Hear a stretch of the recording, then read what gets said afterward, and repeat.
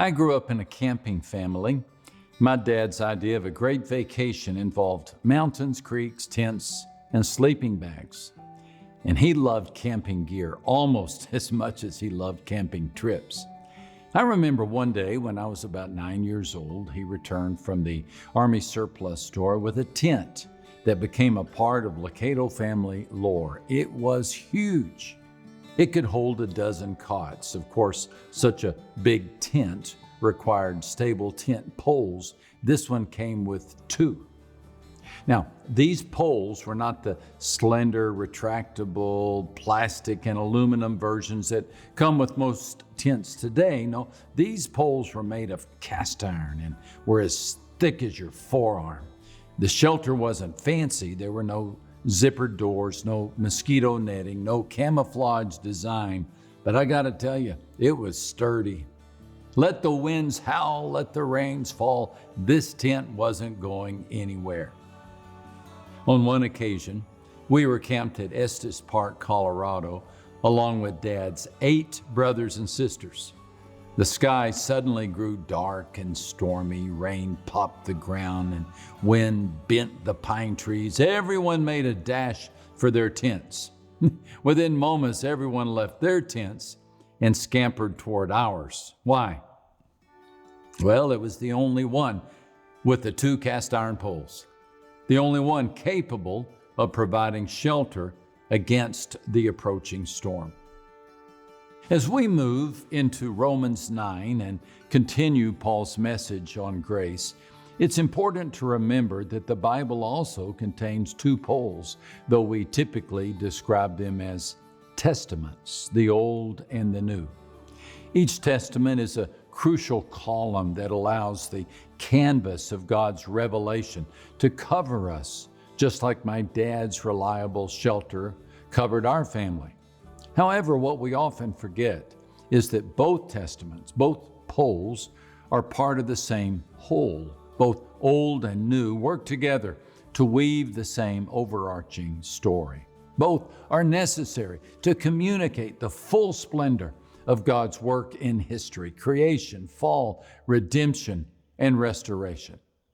Now, many Christians think of grace as a New Testament concept. The Old Testament is all about obedience to the law, sacrifice, blood, fire, while the New Testament is all about grace, forgiveness, and redemption. Well, in reality, grace is a biblical concept, as in the whole Bible.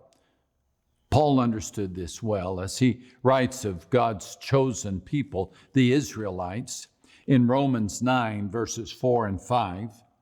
Theirs is the adoption to sonship. Theirs is the divine glory, the covenants, the receiving of the law, the temple worship, and the promises. Theirs are the patriarchs, and from them is traced the human ancestry of the Messiah, who is God over all. Let's stop there for a moment.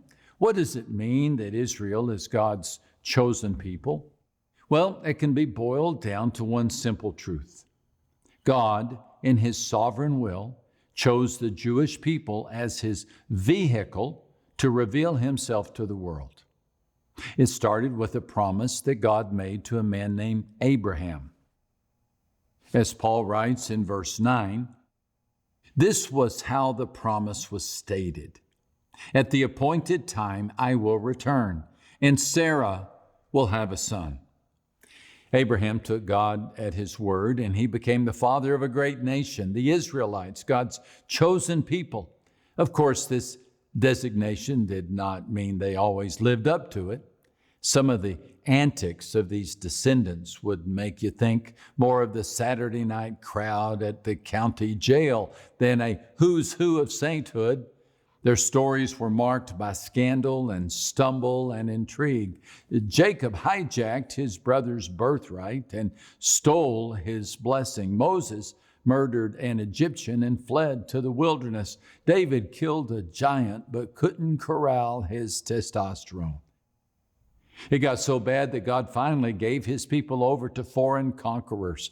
But God promised to send a Messiah, and He took on the role Himself. He put on flesh. and he stepped into the world as a Jewish carpenter named Jesus. But this created another problem. For the Israelites, God's chosen people rejected Jesus as their Messiah. And all this caused many in Paul's day to wonder if God's plans had been frustrated. This is what Paul sets out to address. And he is clear from the start that God's plans never fail. As he says, beginning in verse 6, "It is not as though God's word had failed, for not all who are descended from Israel are Israel. Nor because they are his descendants are they all Abraham's children. It is not the children by physical descent who are God's children, but it is the children of the promise who are regarded as Abraham's offspring." Paul is reminding us that Abraham had 2 sons, but only Isaac carried the promise of God's special covenant. He goes on to offer a similar reminder about Isaac's children, Jacob and Esau. Esau was the older brother, which means he should have received the lion's share of the father's blessings, but no, God chose to go a different way. In Paul's words, before the twins were born or had done anything good or bad, in order that God's purpose in election might stand, not by works, but by him who calls, she was told, the older will serve the younger, just as it is written, Jacob I loved, but Esau I hated. Now, about now, you're probably wondering what any of this has to do with grace. Well, the answer is everything.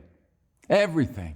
The story of God's people has everything to do with grace, because the blessings these people received were given, not earned. There was absolutely nothing special about Abraham that made God establish a covenant with him. Abraham did not earn his relationship with God, nor did Isaac, nor did Jacob. God chose to establish a connection with those men and to use that connection to bless the world, simply because he chose to do so. As Paul notes in verse 16, God's grace does not depend upon human desire or effort, but on God's mercy. It's all about God's mercy. None of us are worthy of knowing God, yet God invites us into a relationship. We are unworthy of even speaking with God, yet he asks us to talk with him at any time. He even prefers us to call him Abba, the warmest of the Aramaic words for Father. We are literally invited to approach God the same way that children approach their daddy. We can stand before him at any time, crawl up into his lap, and call him Abba, Daddy. This is God's grace. And it's the kind of grace we find throughout the Old Testament, if only we take time to look. And we need to take the time to look because the story of God's people is our story as well. In many ways, it reminds me of a time when I was 10 years old and my mom sent me to spend a week with my grandparents. One day I noticed a particular photo that hung in my grandmother's bedroom. The man stood next to a chair, one hand on its back and the other holding a fedora. His slender face came to a point at his nose. Who was this mystery man? I wondered. And when I asked my grandmother, she explained it was Levi Thornton, my mother's biological father, my grandfather. I'd heard of this man, but I did not know his story. So my grandmother set out to tell me. We shinnied up the family tree and spent the better part of the day exploring branches I had never known existed. I needed to know where I came from. After all, knowing connects us, it links us, it bonds us to something greater than we are. Knowing reminds us that we aren't isolated threads, but part of a grand tapestry. And God is the master weaver. The same is true throughout the Old Testament. We find God stretching the yarn and intertwining the colors, the ragged twine with the velvet string, the pains with the pleasures. Every king, weather pattern, and molecule are at his command. He passes the shuttle back and forth across the generations. And as he does, a pattern of grace emerges. It all leads to the ultimate act of grace through the life, ministry, death, and resurrection of Jesus Christ. The fact that the Israelites had rejected Jesus as their Messiah grieved Paul deeply. In Romans chapter 10, he writes, "Brothers and sisters, my heart's desire and prayer to God for the Israelites is that they may be saved. For I can testify about them that they are zealous for God, but their zeal is not based on knowledge, since they did not know the righteousness of God and sought to establish their own. They did not submit to God's righteousness." The Jewish people in Paul's day had begun to think of themselves as above all other people and nations. They had focused on their chosen status and forgotten that they had been chosen for a purpose, so that God could reveal himself to the world. They were quick to trust in their own righteousness and moral goodness. They had rejected God's gift of grace, didn't want it, didn't think they needed it. I know the law, they had said. I can manage on my own. Paul understood from his own experience as a former religious zealot that this was a dead-end street. As he writes in verse 4, "Christ is the culmination of the law, so that there may be righteousness for everyone who believes." Notice those words, for everyone who believes. All people could now be considered God's chosen people. Jesus' sacrifice on the cross had fulfilled the penalty of our sin under the law. Now the door was open for us to become a part of God's own family, grafted in, as it were, to his own family tree. As Paul will stress in Romans chapter 11, in verse 11, "Because of Israel's transgression, salvation has come to the Gentiles." The process of grafting is one that happens all the time. Let's say you have an orange tree that is incredibly productive. Season after season, the branches are heavy and abundant with fruit. It's a great blessing, but it's a blessing that is limited to that single tree. However, with grafting, you can remove one of the branches from the superior tree and attach it to another seedling. And once it's been grafted in, the branch continues to produce the bountiful fruit of the original. Voila! Now you have two incredible fruit-bearing trees instead of just one. This is how Paul described the relationship between the nation of Israel and the church. Namely, those of us who are not Jewish have been grafted in to the established relationship between God and his chosen people. We've been accepted, connected to roots that run deep, and given a chance to thrive. Now, as Paul writes in verses 12 and 13, there is no distinction between Jew and Gentile. The same Lord is Lord of all and richly blesses all who call on him. For everyone who calls on the name of the Lord will be saved. The word Gentile that Paul uses refers to all the non-Jewish people who had joined the church and all the peoples and all the nations who would join in centuries to come. In other words, it refers to you and to me. The good news of God's grace is that it doesn't matter what sort of person you are, your ethnicity or your tribe or your culture or race. God doesn't care about your bank account or your social media feed. He doesn't care about your past or your failures or your inability to earn salvation on your own steam. God only cares about you. End of story. For this reason, God has made a way for you to know him and to be known by him. He has invited you into the inner circle, opened up a seat just for you.